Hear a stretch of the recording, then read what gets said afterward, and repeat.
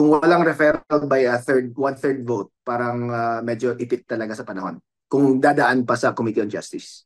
So medyo mahaba-haba talaga ang proseso if it goes through the Committee on Justice route.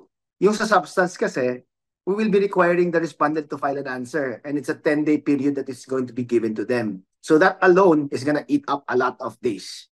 Baka kung mag-take tayo ng normal route, meaning magkakaroon ng hearing sa Committee on Justice for a period of 60 days at the minimum and may be extended, no, on the decision of the committee membership, I believe na kulang na ang panahon.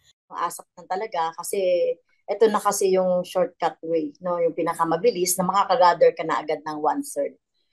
So, we're giving our colleagues yung weekend para mapag-isipan, mabasa yung buong complaint at kung sakaling gusto nilang magpirma doon sa endorsement, mahal namin yan by Monday.